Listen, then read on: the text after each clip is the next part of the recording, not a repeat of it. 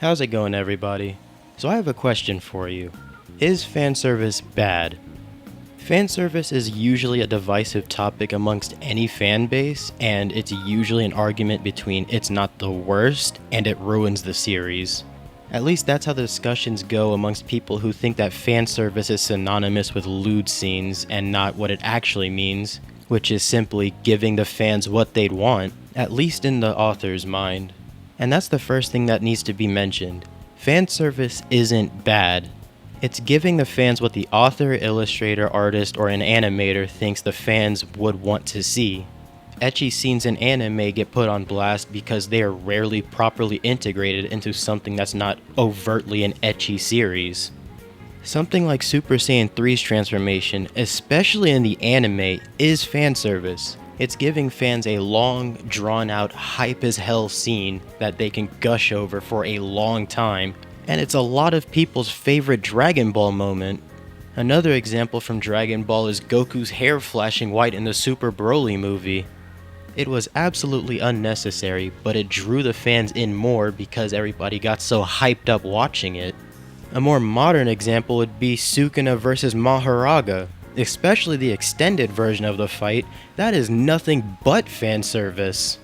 The whole point of this section was just to say that a lot of people misuse this term, or they solely use it to talk about ecchi scenes and not use it in terms of, oh, that was cool, but that was also fan service. And that gives it a negative connotation, despite it not necessarily being a negative word. Now obviously I'm not going to take away the arguments against those type of scenes. There's characters like Tamaki from Fire Force who are horribly executed and are just there for negative fan service because how she does it doesn't even fit into this verse. That's something I'd expect when I was watching To Love Ru. And pretty much every romance anime, especially harem romance anime, have so much fan service in them. And it's not necessarily lewd fan service, it's that it gives you cute moments that you'd want these characters to be in, and then nothing comes of it, or somebody disrupts the scene, which then generates enough hype for people to be like, oh, that was actually a good scene, I see the sparks, I'm going to keep watching, instead of just giving the scene and putting them together. But no, they have to draw it out, and this really bothers me, because romance anime are my favorite type of anime. Next to fantasy. I want to double back to Love Ru real quick. The only reason why that series works at all is because it does not take itself seriously, and that's where something like Fire Force, that does take itself seriously, doesn't work with a character like Tamaki. Having lewd fan service being a draw of the series is absolutely okay. High School DXD exists for a reason, and more than just it being a lewd as hell series, it's also got really good moments and really good characters. But it uses that tag to draw you in, and then you sit there and you're like, oh, wait, this is actually well written, and I actually like these characters. Or, going back to the borderline hentai that is To Love Ru, it's okay to make degenerate ass anime. If you throw some comedy in there, people will enjoy it. The issue lies in a simple question: is this what you came for? Because nobody went to Fire Force for Tamaki's ecchi scenes. People went there for the story, people went there for the action, people went there for the characters. We did not go there for those ecchi scenes that were just super jarringly added into the series.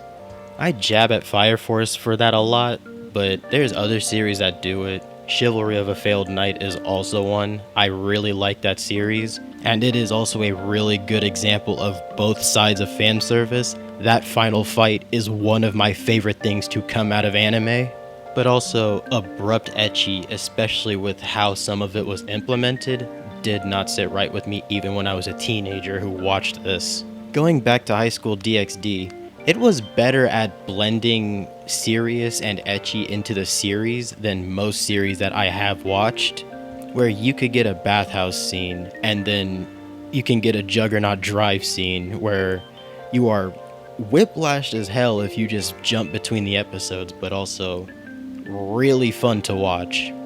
But that series is helped by the fact that you go to High School DxD for the lewd. Good storytelling just so happens to be a really appreciated addition. Now, moving away from anime titties, there's also something else.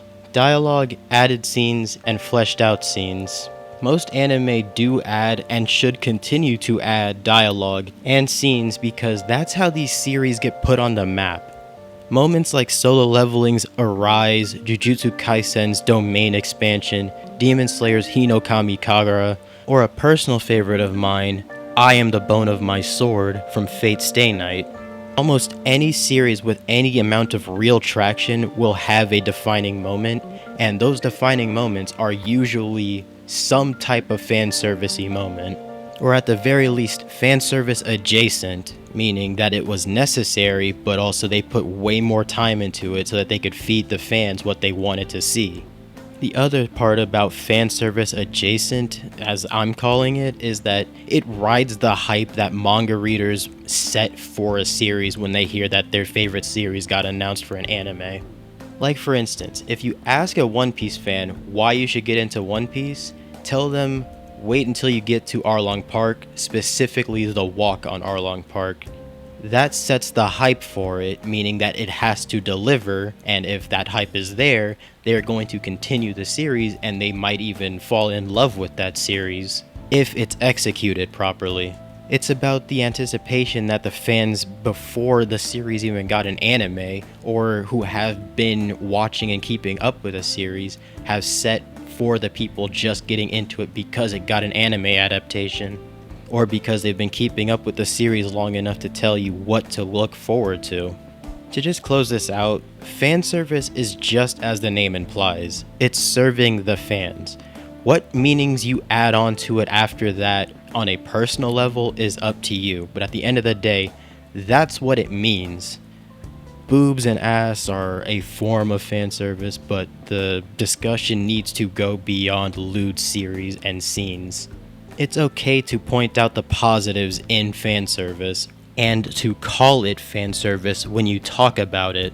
Like with the Hinokami Kagura, if it wasn't for that, there are a lot of people that wouldn't be anime fans, so things like that should be talked about more instead of just stuff from series that you just don't like, that was clearly put there to elicit some type of reaction that was clearly not thought out.